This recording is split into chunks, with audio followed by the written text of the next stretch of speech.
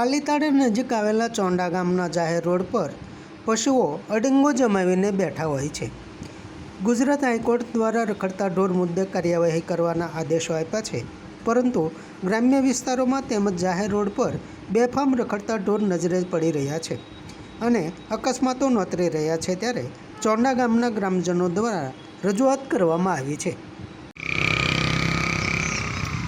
જુઓ મિત્રો, તમે આ પાલીતાણા તાલુકાનું સોંડા ગામ છે. આજે સોંડા ગામમાં આ રોડની વચ્ચે આ ઢોર તમે જે જોઈ રહ્યા છો તે પૂરા રોડની વચ્ચે દેખાઈ રહ્યા છે. તો વાહન ચાલકો ક્યાં રોડ ઉપર ચાલે? આ ઢોરથી વાહન ચાલકો હેરાન પરેશાન થઈ રહ્યા છે. આ રોડની વચ્ચે ઢોર આ કાયમી માટેની સમસ્યા બની ગઈ છે.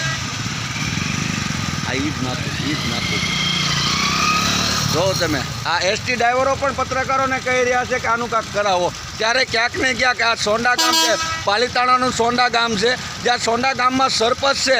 સરપંચને આની જાણ હોવા છતાં સરપંચ હાથ ઉપર હાથ રાખીને બેઠા છે. ત્યારે ક્યાંક ને ક્યાંક વાહન ચાલકો પરેશાન થઈ રહ્યા છે. આ ઢોરને લઈને આપ જોઈ રહ્યો, આ ઢોરથી ટ્રાફિક જામના દ્રશ્યો દેખાઈ રહ્યા છે.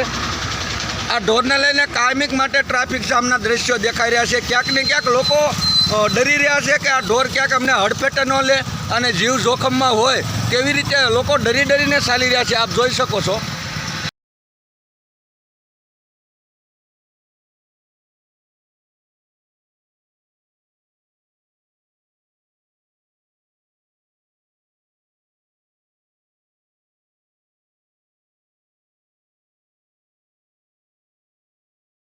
સાહેબ, આ ઢોર તો અમે એમ જ ત્રાસી ગયા છે. અમે દિવસમાં 2 વાર અહીંથી કાઢીએ છીએ, છતાં આ રોડ ઉપર આવીને જ બેસે છે. એનો તમે કંઈક નિકાલ કરો. હવે આ કેટલા સમયથી આવું થાય છે? આ 3 થી 4 મહિનાથી આવું થાય છે અમારા ગામમાં. આ ઢોરને લઈને અકસ્માત થયેલા બન્યા છે? હા, એકાદો થયેલો. બસ આ તો અમે કાઢી મૂકી છે અહીંથી.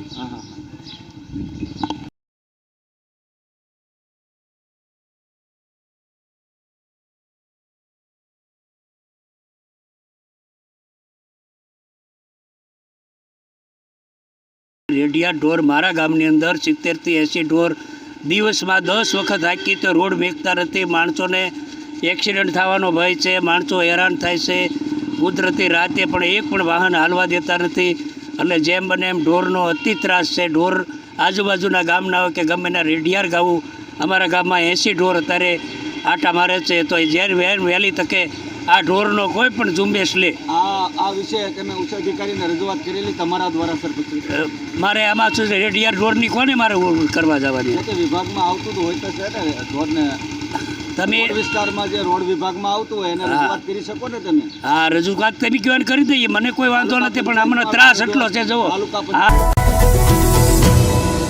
લાઈક કરો, શેર કરો અને સબસ્ક્રાઇબ પણ કરો. અને હા, ઘંટડી વગાડવાનું ન ભૂલશો. આભાર. સત્ય પોઈન્ટ અહેવાલ, સમાચાર તથા જાહેરાત પ્રસારિત કરવા સંપર્ક સાધો. સત્યપુંજ સમાચાર પ્રસારણ, લબ્ધિ કોમ્પ્લેક્સ, તાલુકા પંચાયત સામે, સિહોર.